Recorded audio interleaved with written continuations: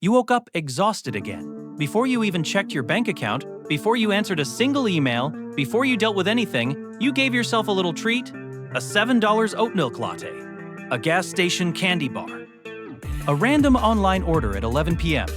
Whatever it was, it felt earned. And here's the thing, your brain agreed completely, but your bank account, your future self, they've been watching this happen every single day, and they have questions. Because what we call self-care and what actually is self-care are two completely different things. And most of us have been sold the cheap version. This is the little treat trap. And it's not your fault, but it is your problem. Here's what's actually happening in your brain when you order that latte. Your brain runs on something called the Dopamine Reward System. It evolved over hundreds of thousands of years to do one thing: make you chase things that keep you alive. Food, safety, connection.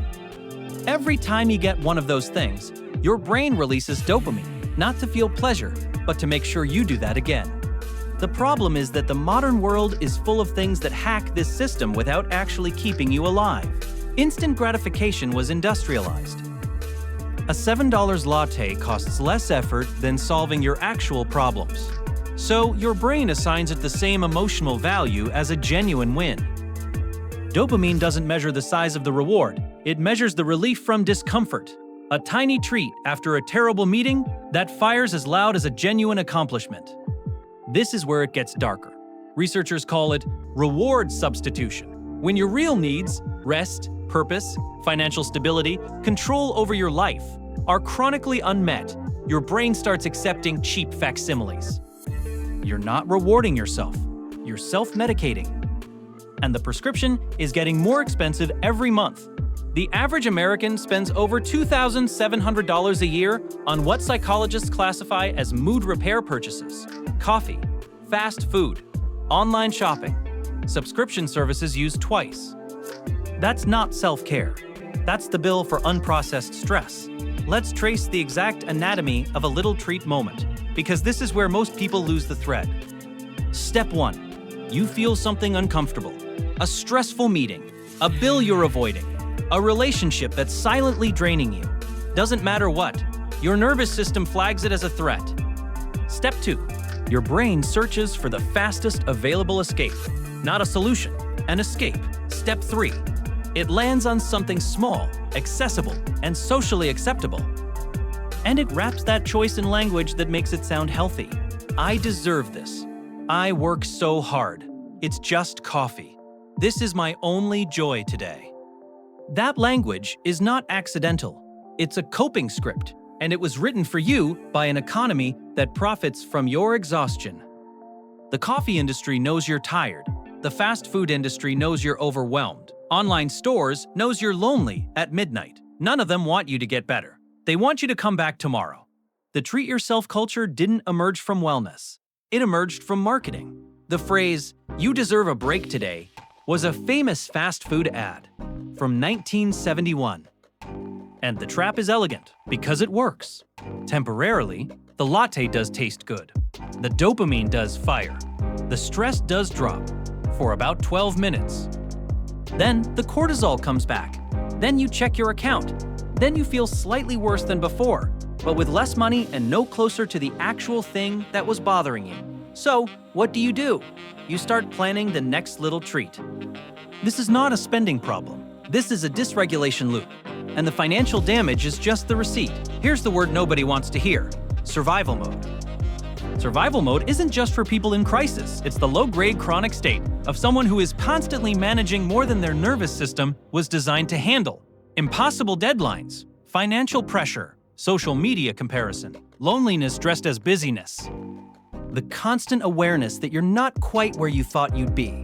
When you live in that state long enough, your brain stops planning for the future and starts coping with right now.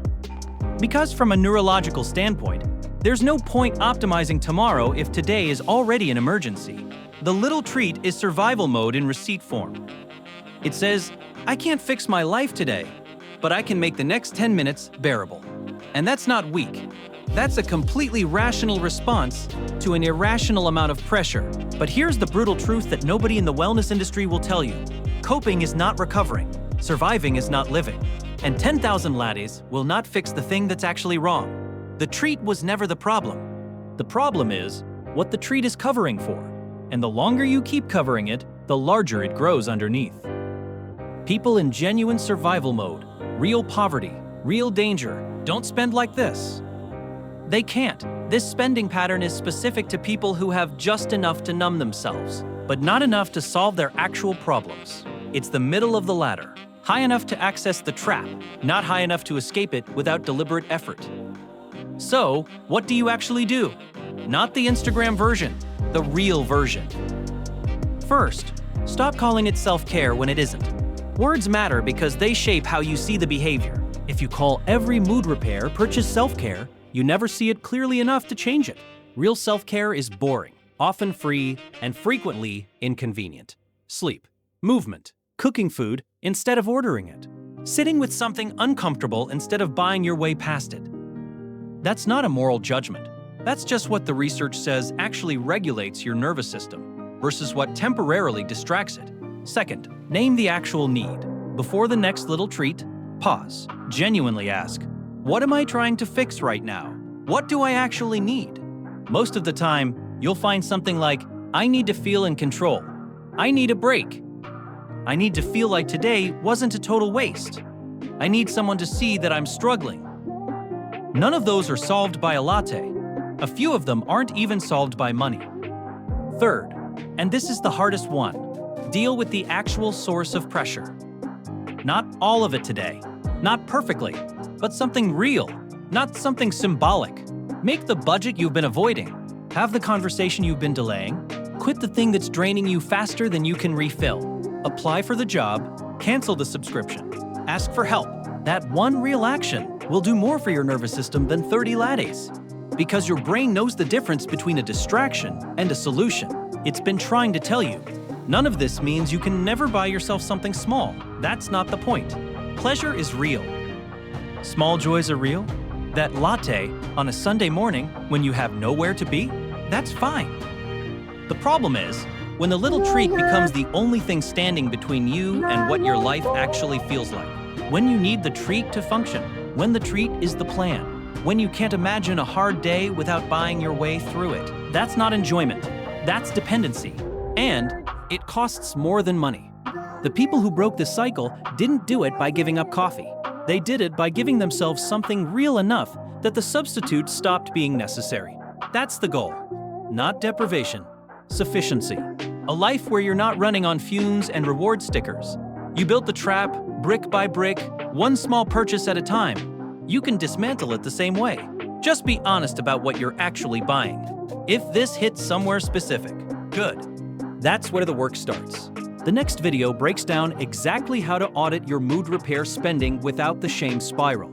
It's practical, it's fast, and it will surprise you.